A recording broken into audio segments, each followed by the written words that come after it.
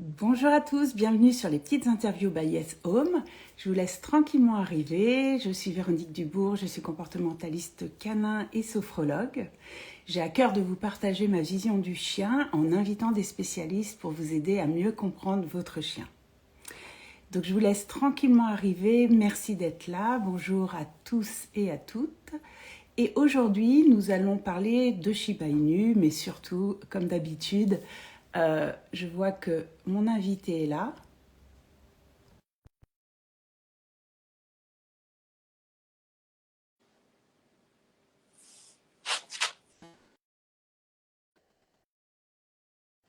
Je la laisse tranquillement arriver. Salut Audrey. Hello! Hello. On a eu quelques sueurs froides juste avant. La technique ne fonctionnait pas. Oui, mais ça va, Donc ça a l'air de fonctionner voilà, là. comme quoi il ne faut pas s'emballer. Donc, j'ai pas encore eu le temps de te présenter, donc, mais tu vas le faire pour les personnes qui ne te connaissent pas.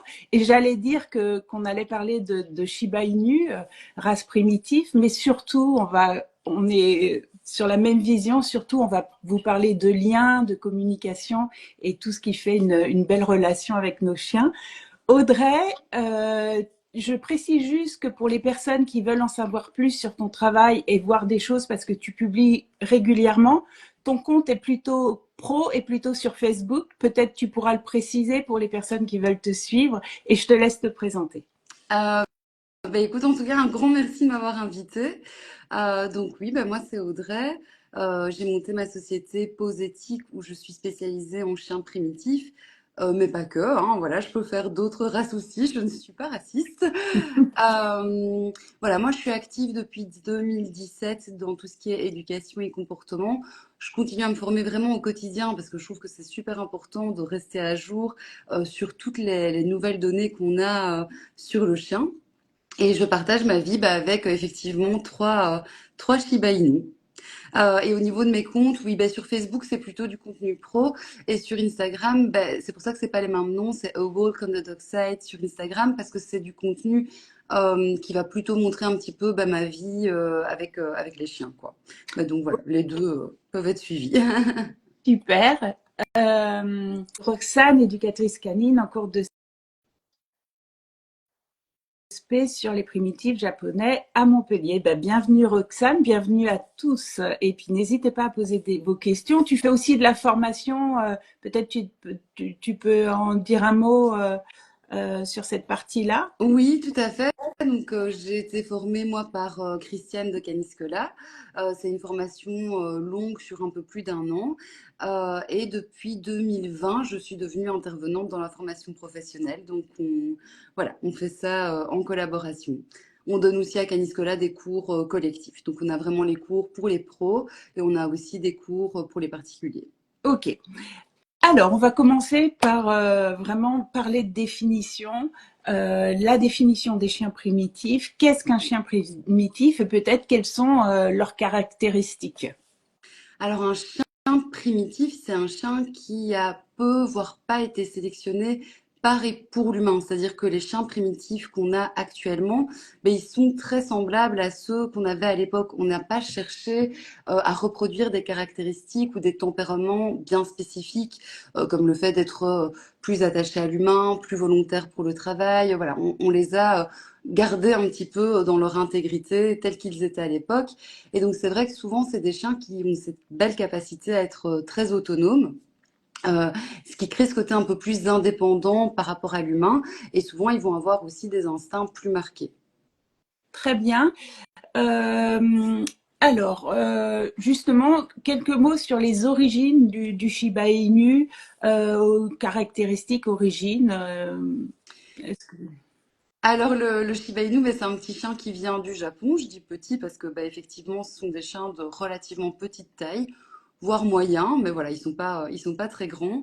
Au Japon, ils avaient deux fonctions. Ils étaient principalement à l'époque utilisés pour la chasse au petit gibier, hein, de par leur taille. Et puis, dans tout ce qui était plus campagne, ils étaient utilisés pour garder les récoltes éviter que les récoltes soient mangées par des rongeurs, par exemple. Ce qui est assez intéressant, c'est que le Shiba, ben, que ça soit dans la chasse ou dans la garde des récoltes, c'est quelque chose qui faisait de manière très autonome. C'est un chien qui faisait ça voilà, par lui-même. Il n'avait pas besoin de chasser en groupe, donc avec d'autres Shiba Inu, et il n'avait pas non plus besoin d'avoir un humain qui était là pour l'accompagner à chaque étape de la chasse. Pareil par rapport à la garde des récoltes, ben, c'est pour ça qu'ils appréciaient aussi ce chien-là, c'est qu'il avait le côté autonome, un petit peu comme un chat finalement, qui s'occupait très bien tout seul toute la journée de chasser les petits rongeurs qui s'approchaient des récoltes. Voilà, il n'avait pas besoin d'une présence constante de l'humain. Donc on était plutôt à l'époque dans une relation fonctionnelle, hein, qui n'est pas évidemment la relation affective qu'on a maintenant avec nos chiens, où ben voilà, ils produisaient un job entre guillemets et ils allaient être ben, logés et nourris en conséquence. C'est globalement quelque chose qu'on retrouve assez fort chez tous les primitifs, hein. Pas que chez le Shiba. En général, les primitifs, ben, ils étaient aussi appréciés beaucoup pour cette capacité à faire des tâches par eux-mêmes et à être globalement plus autonomes.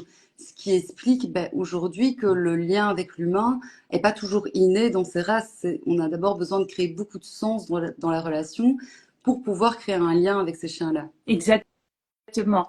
Alors, je vois qu'il y a d'autres personnes qui arrivent. Bienvenue à tout le monde et n'hésitez pas si vous avez des questions. On le sait, tu l'as dit, l'important, ça va être de créer de la confiance, du lien, et ça commence, selon moi, mais je sais qu'on est sur la même longueur d'onde, sur le choix de l'élevage. Est-ce que tu peux nous en parler et pourquoi parfois même les Shiba ont une mauvaise réputation sur des choses alors que ça vient d'un lien d'attachement qui est créé in utero et donc via le choix de l'élevage qui est défectueux. Donc est-ce que on parle là-dessus comment faire quand on veut un chien bien dans ses patounes dès le départ? Oui, bah oui, clairement, je suis tout à fait d'accord avec toi. C'est vrai que l'élevage va avoir son rôle à jouer puisque bah, ça va définir énormément de choses. On a beaucoup d'études qui ont démontré que bah, le petit chiot, il y a beaucoup de choses qui vont se passer dans son développement déjà avant même la naissance. Donc effectivement, comme tu dis, in utero. Et puis que ses premières expériences de vie vont vraiment avoir une importance pour lui au niveau de son tempérament et donc bah, aussi ça va venir l'aider à forger sa personnalité.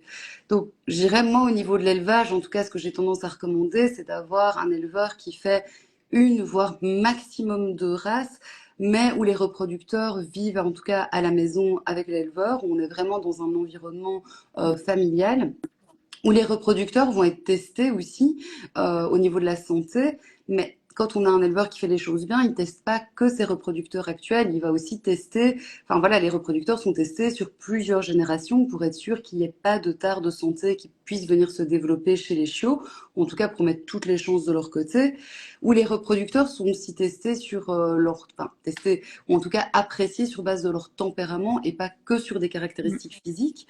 Parce que bah, voilà, c'est vrai que c'est important souvent pour les élevages de gagner des prix de beauté. C'est une forme de prestige pour eux, mais c'est important aussi de pouvoir sélectionner les tempéraments des chiens qui vont devenir reproducteurs, puisque bah, le tempérament des parents va venir aussi impacter le tempérament du chiot plus tard. Donc voilà, peut-être bah, si la maman est craintive, stressée, anxieuse, déjà ce sont des choses qui in utero vont avoir un impact sur le chiot, mais plus tard aussi qu'elle va pouvoir transmettre à son chiot et donc qui voilà va faire que le chiot va avoir des aptitudes à être plus sensible, plus vite impressionné. Et puis, ben, je pense qu'il faut prendre en considération aussi la socia que va faire l'éleveur. Donc, qu'est-ce qu'il fait avec les chiots une fois qu'ils sont là?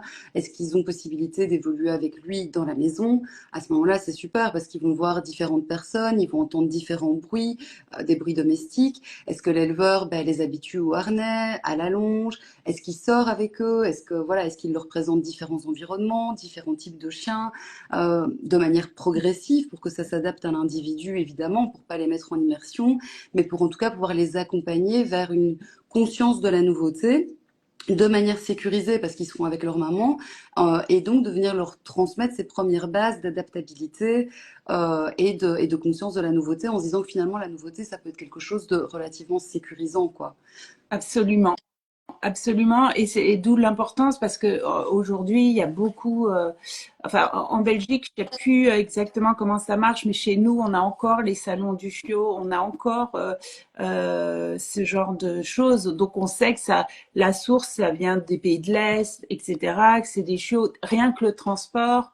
Les Donc la tracés, séparation brutale, tout ça, ça va vraiment créer des traumatismes qui vont rester selon après dans quel environnement ils vont oui. arriver. Mais donc effectivement, donc ça peut avoir un prix, mais un tarif plus élevé, mais c'est très très important de choisir un élevage éthique comme tu viens de nous l'expliquer. Oui, oui, oui, clairement, on va ressentir la différence sur le chiot, quoi. Chez nous, on n'a pas de salon du chiot, mais on a en fait ce qu'on appelle des animaleries euh, où, voilà, on va faire son shopping en fait. Donc les chiots sont dans des petits box et on peut les prendre et les acheter directement. Et effectivement, on n'a aucune historique des parents. Ni au niveau de leur santé, ni au niveau de leur tempérament. Et puis, ben oui, très souvent, chez nous aussi, ce sont des chiens qui viennent de l'Est. Et donc, il y a eu aussi cette séparation précoce, brutale avec la maman et ce transport qui finalement ben, crée des bases d'attachement qui sont pas saines et une appréhension de la nouveauté qui n'est pas saine non plus, effectivement, qui peut laisser des traces Oui. psychologiques. Et puis, ben, au niveau de la santé aussi physique par rapport à la génétique Oui. qu'ils ont. Et je trouve que ça impacte un peu parce qu'il y a beaucoup de chiens malheureusement qui viennent de là et vraiment on jette pas la pierre. Les personnes, je pense, ne sont pas au courant des impacts et du coup ça crée ah ben c'est des chiens peureux, c'est des chiens, on va le voir tout ça, alors que ça n'a rien à voir avec le fait que ça soit un Shiba. Ça va être plus comment est l'attachement, est-ce qu'il est sécure, insécure, quelles a été les bases. Donc effectivement, c'était important de le souligner. Alors on va parler du lien, justement, comment construire une relation de confiance avec notre chien. Alors, ben, pour moi, le plus important, c'est d'aller d'abord à la rencontre de l'individu qu'on a en face de nous. Et donc, de pas partir déjà sur des stéréotypes de race. Voilà, j'ai un Shiba, donc il va être comme ci, il va être comme ça. Non, de se dire, voilà, j'ai un individu en face de moi. Et qu'est-ce qui se passe avec cet individu? Quels sont ses besoins? Quelles sont ses motivations? Parce que ben, les besoins, on a les besoins fondamentaux sur la pyramide de Maslow, on les connaît, ce sont des besoins globaux. Mais ces besoins, ils vont s'adapter à l'individu qu'on a en face de nous. Ils vont varier en fonction de l'individu. Donc déjà voir ça, ok, qu'est-ce que c'est que ces besoins? Au niveau de ses motivations, ben, qu'est-ce qu'il exprime comme motivation? Voilà, vers quoi est-ce qu'il a envie d'aller? Aussi, ben, au niveau de ses difficultés, est-ce qu'il y a des choses qui sont plus difficiles pour lui? Et donc de voir un petit peu ben, comment est-ce qu'on peut accompagner le chien à travers tout ça pour qu'il puisse s'épanouir, pour qu'il puisse gagner en confiance en lui, qu'il puisse gagner en confiance en nous, mais aussi faire en sorte qu'il puisse faire tout ça de manière sécurisée, donc dans le sens où ben, il ne va pas se mettre lui en danger excessif et faire en sorte aussi qu'il ne mette pas autrui en danger excessif. Donc ça, je pense que c'est vraiment la base, comprendre un petit peu quel est le chien qu'on a en face de nous, ne pas chercher à le changer, mais lui permettre d'évoluer de manière sécurisée. Et puis, ben, ça va être aussi pouvoir créer une belle communication avec lui. Et donc, ben, comprendre comment est-ce que le chien communique, réussir à s'adapter à cette communication et surtout éviter de rentrer dans le rapport de force et donc venir plutôt créer des bases collaboratives, compréhensives et respectueuses. Oui, le rapport de force n'a aucun sens entre un humain et un chien puisqu'on vit dans deux mondes totalement différents avec une communication différente. Donc partir là-dessus, c'est dommage et c'est pas effectivement, ça rend pas un chien épanoui. Justement, comment se comprendre avec le langage canin? Qu'est-ce que tu peux nous dire du langage canin ou peut-être il y a des malentendus entre humain-chien? Ah oui, ça, c'est vraiment un point que j'apprécie beaucoup et je trouve qu'il fait énormément de sens et qui va avoir un impact incroyable en fait sur la relation qu'on a avec son chien. C'est la manière effectivement dont on va communiquer avec. Parce que ben, souvent, ce qui se passe, c'est que en fait, on a deux modes de communication qui sont totalement différents. Nous, en tant qu'humains, on communique principalement avec notre langage verbal, donc on va beaucoup s'exprimer par des mots.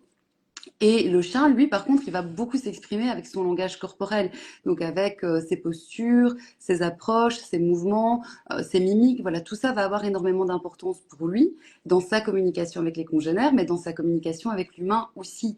Et ce qu'il va analyser en premier lieu chez l'humain, ben, c'est ce qui tient de sa communication naturelle à lui. Et donc, c'est aussi tout ce qui tient des postures, des mimiques, de la manière dont on va l'approcher, etc.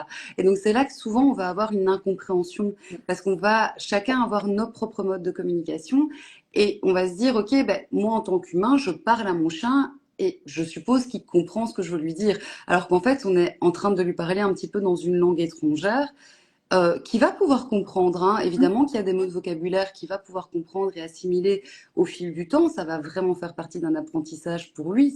Ça sera vraiment l'apprentissage d'une langue étrangère. Mais sa communication intuitive, c'est la communication du corps. Et ça, c'est un petit peu magique quand on commence à l'appliquer parce que ben, on voit à quel point le chien est beaucoup plus réceptif. Voilà, bête exemple, la direction de nos pieds et de nos épaules. Ben, la direction va indiquer soit une direction, donc effectivement, là, si je me tiens comme ça, ben, ça indique qu'on va aller dans cette direction-là. Soit ça va indiquer aussi une validation. Oui, continue à aller par là. Oui, va rencontrer ce chien-là. Voilà, ça peut indiquer différentes validations par rapport au chien. Et donc parfois, il peut y avoir aussi des incompréhensions de la part du chien par rapport à ce qu'on attendait à la base de lui. Euh, les postures aussi qu'on va avoir, le fait de se pencher au-dessus d'un chien, de venir mettre la main directement sur la tête, voilà, tout ce qui vient du haut. Pour le chien, ce sont des postures qui sont relativement intrusives, qui pourraient le mettre mal à l'aise.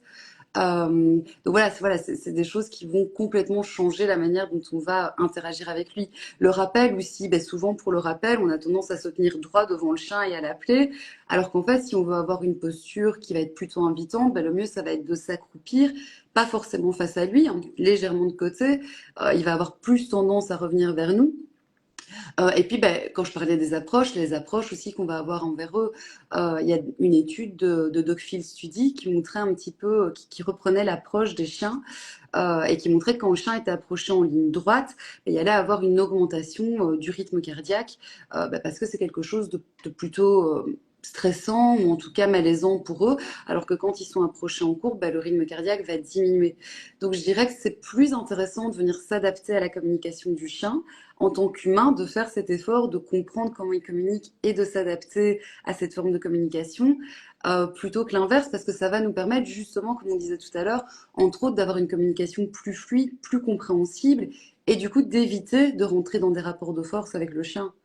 Oui, totalement.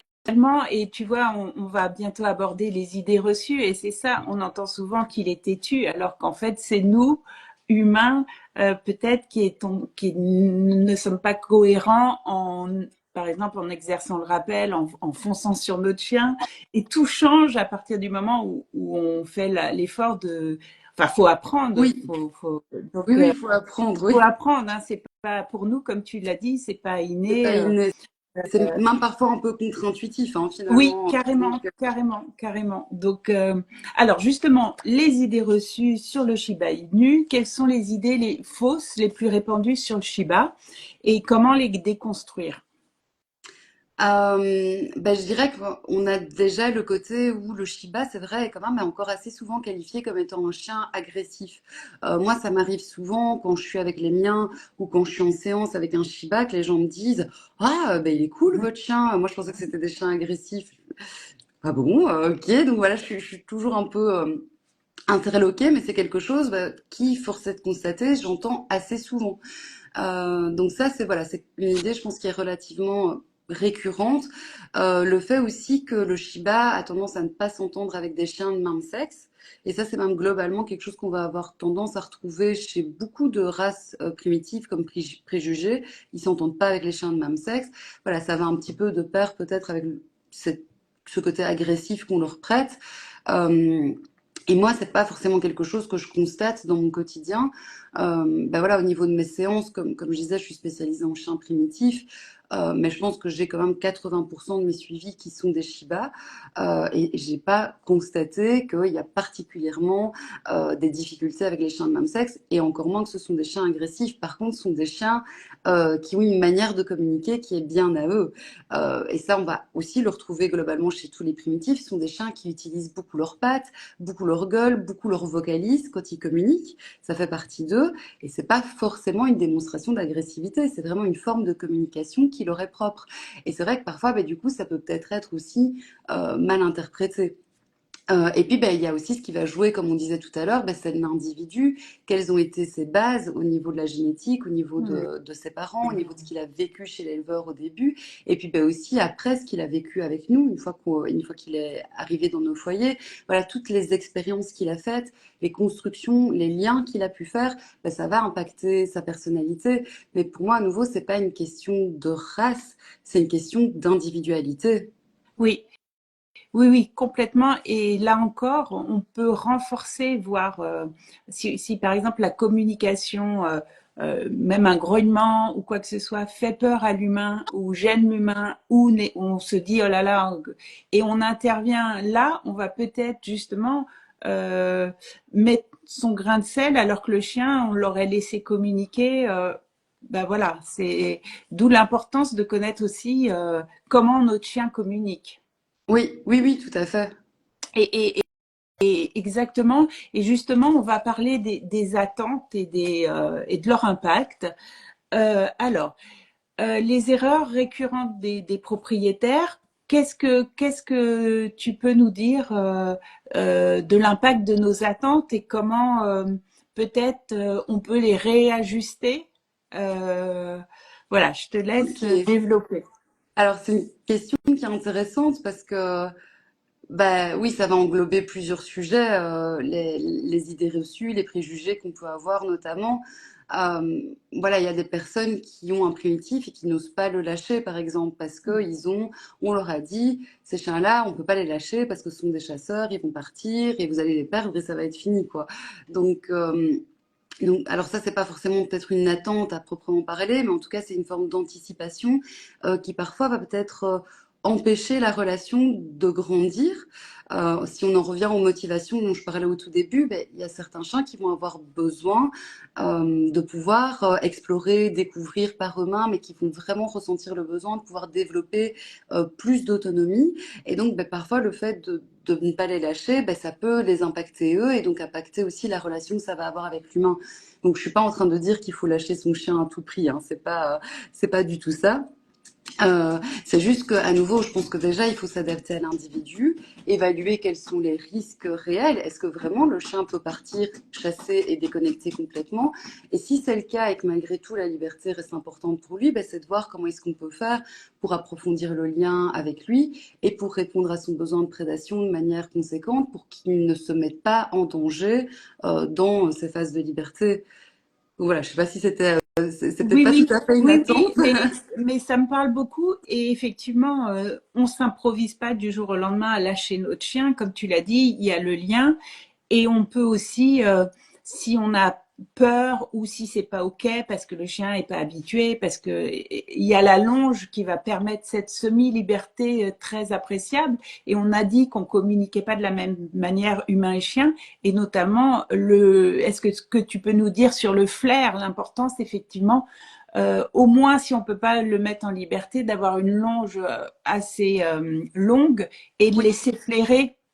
oui, tout à fait. À nouveau, je parlais de l'étude de Dogfield Study tout à l'heure. Alors, à ce propos, je pense que j'ai fait une petite erreur parce que par rapport à l'approche en ligne droite, je pense qu'ils l'ont repris dans un des séminaires qu'ils ont donné, mais qu'à la base, c'est pas leur étude à eux. Je pense que c'est quelqu'un qui avait suivi la formation de Turit qui avait fait cette étude, mais j'ai plus le nom exact en tête. Par contre, pour le coup, là, c'est vraiment Dogfield Study qui a mené cette étude sur la longe.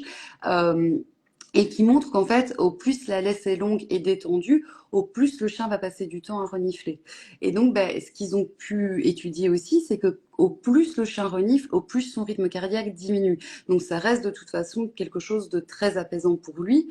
Et puis le reniflage, il va aussi lui permettre d'explorer son environnement, de mieux comprendre son environnement, de prendre les informations olfactives et donc de conscientiser un petit peu ce qui s'est passé, les chiens qui y sont passés, effectivement, les animaux qui y sont passés, les humains, quels étaient leur état d'esprit. Voilà, il va vraiment prendre énormément d'informations avec ça. Et donc, oui, ça reste de toute façon intéressant de balader son chien en longe. Après, c'est vrai que moi, j'ai de toute façon tendance à recommander de base ça, c'est-à-dire que dans mes suivis, le chien est en longe pour sa balade, quoi. Il n'est pas en laisse courte, parce qu'effectivement, on va venir bloquer ses capacités d'initiative, ses capacités d'exploration. Le reniflage va être beaucoup moins intense, moins prononcé. Et donc c'est sûr qu'au niveau de l'épanouissement du chien, mais à nouveau aussi de l'épanouissement du duo, parce que ça va toujours avoir une répercussion sur l'humain. Si on crée un mal-être chez le chien, voilà, ça peut avoir son importance, quoi. Ok. Oui, oui, c'est très clair et je te rejoins sur les idées reçues. La première, quand j'ai adopté Yes, qui est Shiba Inu aussi, c'était tu pourras pas la lâcher. Et en fait, petit à petit, moi, les balades en groupe m'avaient aidé aussi, tu vois, et puis en remplissant le besoin, finalement, il y avait moins de besoin d'aller loin dans l'exploration. Enfin, ça s'est fait petit à petit et naturellement. Et aujourd'hui, effectivement, je peux la lâcher. Donc, ça fait partie des idées reçues. Est-ce que sur les idées reçues, les attentes, tu as fait le tour ou il te reste des choses en tête Au niveau des attentes, en tout cas, je pense que il faut c'est compliqué, c'est très compliqué pour l'humain, mais il faut pas avoir trop d'attentes, dans le sens où il faut pas visualiser des choses, se dire quand j'aurai un chien, je ferai ci, je ferai ça avec lui, parce que on en revient à ce qu'on disait au tout début, c'est un individu qu'on a, c'est pas une race. Enfin oui, c'est une race évidemment, mais je veux dire, il y a l'individu qui va prendre le dessus, et donc parfois nos attentes peuvent être déçues parce qu'on se sera fait des idées de ce qu'on voulait faire avec son chien, et peut-être que finalement le chien qu'on aura, l'individu qu'on aura, appréciera pas de fonctionner comme ça. Et donc, je pense que le plus important, c'est d'essayer d'avoir le minimum d'attentes possible pour pouvoir vraiment rester ouvert à l'individu qu'on va accueillir et venir grandir avec lui, s'adapter à lui, et puis créer des choses qui vont nous plaire à tous les deux. Oui, oui, oui, d'amener de la confiance, de la sécurité en se découvrant, c'est important. Et oublier, ça me traverse parce qu'on n'en a pas parlé, et je ne sais pas si on a prévu, oublier effectivement tout ce qui est éducation coercitive parce que vraiment ça va impacter. Est-ce que justement l'éducation coercitive sur cette race-là, tu l'as dit, qui part de base où il était autonome, hein, ça a bien changé parce que maintenant il est vraiment dans notre société. Qu'est-ce que ça peut faire sur ces chiens si on est, je pense à lancer une canette ou même utiliser, tu vois, de la citronnelle, des choses qui sont, voilà. Qu'est-ce que tu peux nous dire là-dessus? Mais à nouveau, je pense que de toute façon, de base, l'éducation coercitive, on a suffisamment d'études qui nous démontrent que ça va être néfaste pour le chien. Donc, ça va amener des tocs, ça va amener de l'hypersensibilité, de l'hyperactivité, de l'incapacité à avoir un sommeil réparateur, de la peur. De l'agression par peur. Donc voilà, je veux dire, de toute façon, et je pense que tu en parlais justement au live précédent, avec ton invité, voilà, on a suffisamment d'études qui nous montrent que ces méthodes-là, elles vont avoir beaucoup de répercussions négatives sur le chien et à nouveau sur le binôme humain-chien, parce que comme on disait tout à l'heure, à partir du moment où il y a un mal-être chez le chien, ça va créer un mal-être aussi dans le binôme. Donc de toute façon, c'est pas quelque chose à préconiser qu'on ait un primitif ou pas. Mais après, au-delà de ça, c'est vrai qu'un primitif va avoir tendance à réagir très souvent par la défense. C'est-à-dire que quand on est dans une situation menaçante, et ça c'est tout le monde, hein, on a notre cerveau reptilien qui va s'activer. Et en général, ce cerveau reptilien, il va choisir la fuite, si la fuite est possible. Mais si la fuite n'est pas possible, on va avoir différentes options qui vont venir se mettre en place, notamment le figement, le désamorçage, ou l'agression pour pouvoir défendre sa vie. Et c'est vrai que les primitifs en général, de par ce côté justement plus autonome, plus entier, et ben ils vont souvent choisir la défense. En tout cas, voilà, de l'expérience que moi j'en ai, c'est très rare de rentrer dans le rapport de force avec un chien primitif et d'avoir un chien qui rentre dans l'inhibition, quoi. On va plutôt avoir un chien qui va choisir de défendre sa vie face à ce qu'il estime être une situation menaçante. Exactement, exactement. Et pour réguler tout ça, le chien a besoin de ressources pour effectivement redescendre de, de, de son état de fuite ou de combat. Il a besoin de se réguler et il a besoin, pour se réguler, de la ressource. Et si son propre humain n'est pas une ressource, parce qu'il y a quelque chose qui est pas net en fait dans la bienveillance, dans l'accompagnement, parce qu'on a entendu qu'il fallait faire ci, faire ça. Enfin, comme ça va vraiment venir impacter et détruire enfin pas détruire, mais au moins parasiter le lien. C'est ça qui est important que les personnes qui adoptent un Shiba ou une autre race penser nous sommes une ressource pour notre chien et une ressource c'est inconditionnel. C'est pas un coup oui, un coup blanc, Tout à un fait. coup non. Oui. Donc ouais. Oui, c'est ça, c'est vraiment la stabilité, la cohérence de l'humain qui va permettre au chien aussi de se sentir sécurisé et de pouvoir s'épanouir, que ça soit à travers la relation du binôme ou que ça soit dans sa vie au quotidien. Mais voilà, c'est vrai que ça, c'est peut-être une erreur assez récurrente. Mais je pense que, comme tu dis, c'est parce qu'il y a aussi un problème d'information. C'est pas Bien toujours sûr. évident. Quand on sait pas, quand on connaît pas le chien, on se retrouve face à beaucoup d'informations sur Internet où il y a à boire et à manger, où parfois ce qui est le plus médiatisé n'est pas toujours le mieux. Et donc je pense que vraiment ces personnes sont perdues. Et puis quand on se retrouve avec un primitif qui de base a tendance justement à favoriser cette capacité à être autonome, à faire ses choix par lui-même, à explorer, à découvrir par lui-même, parce que c'est tellement important pour lui, on peut très vite, si on s'y attendait pas, se sentir un petit peu démuni, se dire pourquoi, qu'est-ce qui se passe, comment est-ce que je dois faire. Et je pense que c'est là parfois que les gens peuvent en arriver à rentrer dans le rapport de force simplement par incompréhension et parce que ils se retrouvent un peu démunis face à la situation. Exact. Oui, et j'en profite, ça m'a fait penser parce qu'on l'a pas abordé, mais effectivement, ça traîne encore sur les réseaux sociaux et ailleurs. Le Shiba ne va pas nous dominer. La dominance entre un humain et un chien, alors ça te fait sourire, mais ça reste encore. Il est dominant en fait en disant il est dominant. Bah, je ne sais pas qui est ce chien, donc c'est pas une caractéristique. Et là-dessus, je vous renvoie à l'épisode avec Sarah qui est docteur en éthologie, qui nous a prouvé A par A plus B que la dominance avait bien été réfutée. Là, c'est peut-être important de le dire, Oui, justement. oui, oui, tout à fait. La dominance a été réfutée, que ça soit intra ou interespèce, hein. Donc, le Shiba n'essaie pas de dominer l'humain, mais il n'essaie pas non plus de dominer les autres chiens, quoi.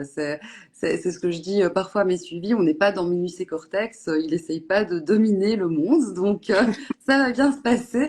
Mais c'est vrai que ça nous renvoie de nouveau à ce qu'on disait, à ce qu'on disait tout à l'heure, c'est-à-dire que voilà, que ça soit ne pas pouvoir lâcher son chien ou le chien qui n'est pas attentif à nous, qui prend ses décisions par lui-même. Ce qui se passe, c'est quand on est face à des choses comme ça, c'est toujours d'essayer de comprendre pourquoi. Et ça, Mmh. c'est très humain. On a souvent tendance à se concentrer sur la conséquence. Voilà, la conséquence, c'est que quand je lâche mon chien, il s'en va et je le retrouve plus.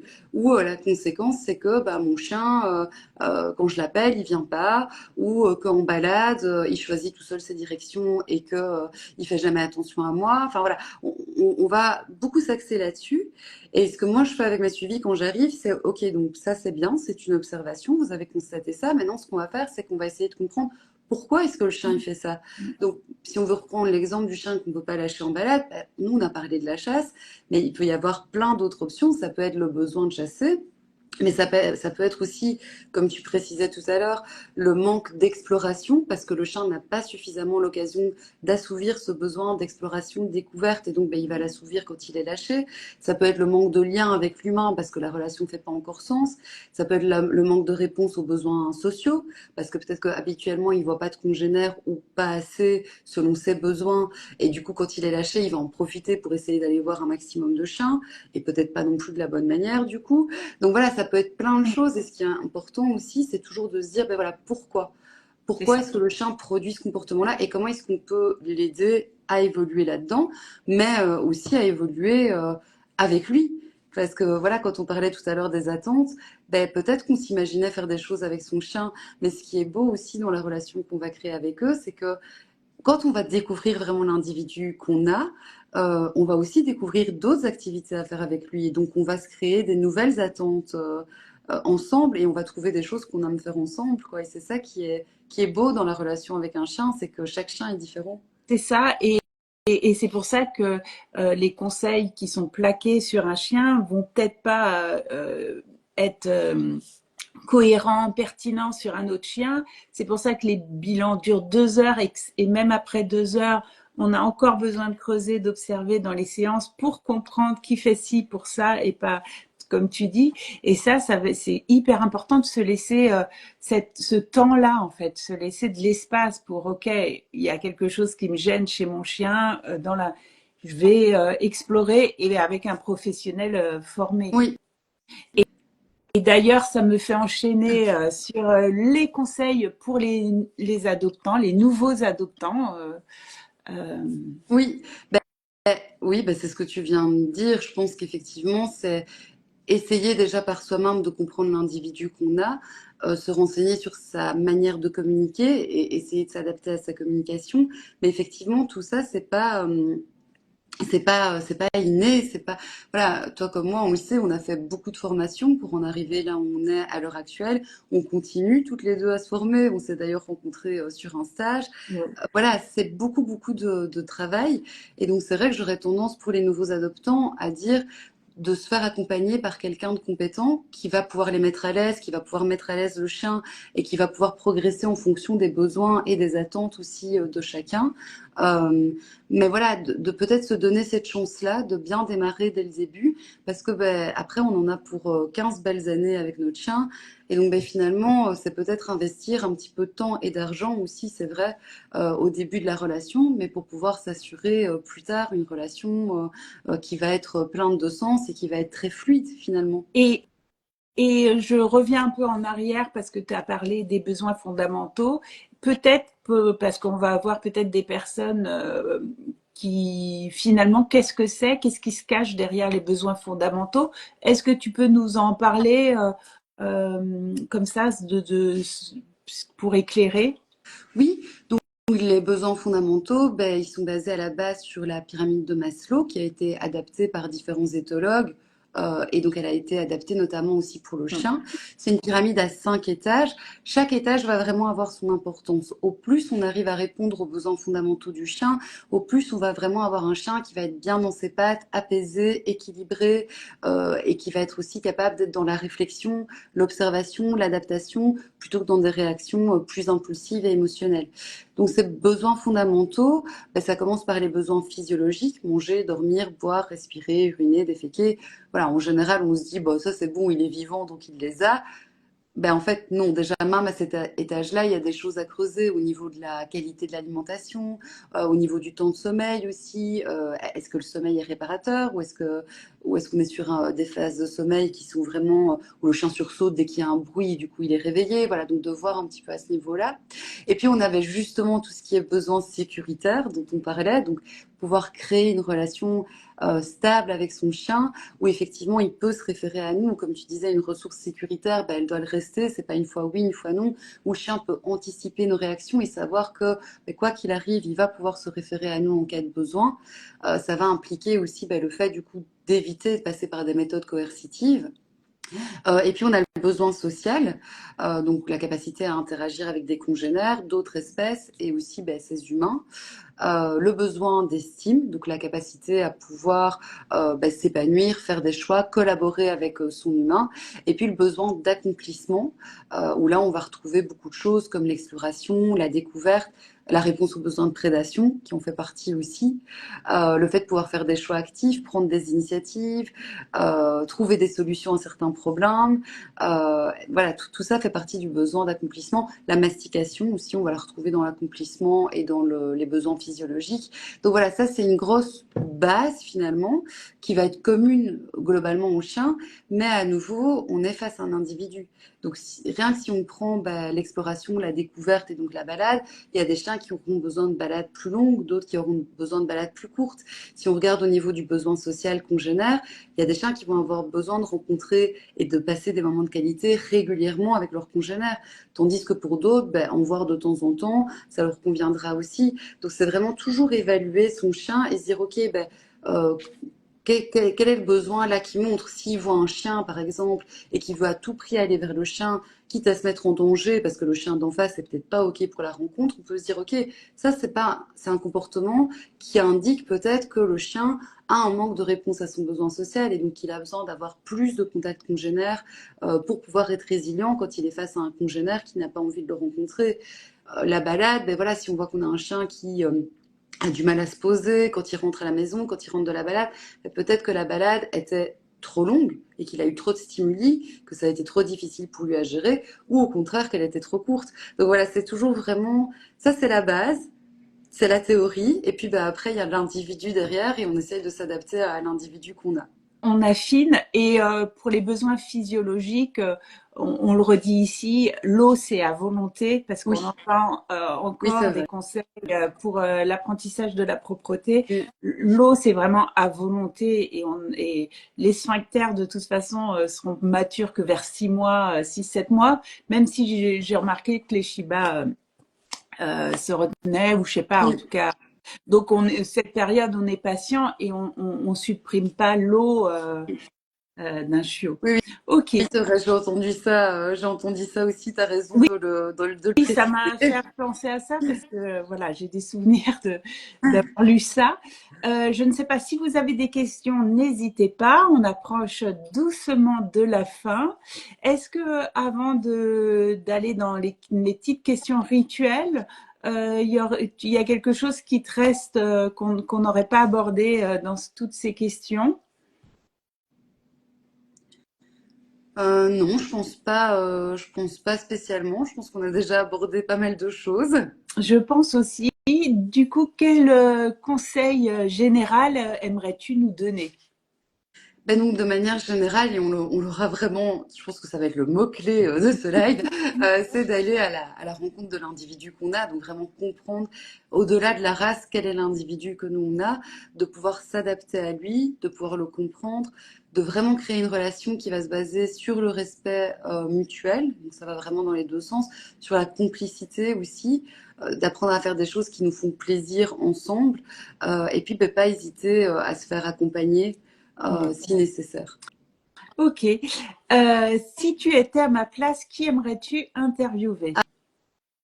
Du coup, j'aimerais bien passer le flambeau à Christiane, ma collaboratrice, qui est donc à l'initiative du Centre Caniscola, qu'il a créé maintenant il y a très longtemps, qui a été ma professeure et avec qui je travaille maintenant, comme je l'expliquais au début. Et en fait, Christiane, elle a vraiment plusieurs casquettes. Donc, elle est comportementaliste, mais à côté de ça, elle est aussi naturopathe. Donc, je me dis qu'il y a peut-être des sujets intéressants au sein de la naturopathie qui pourraient être sympas à aborder en live. Eh ben, écoute, je retiens.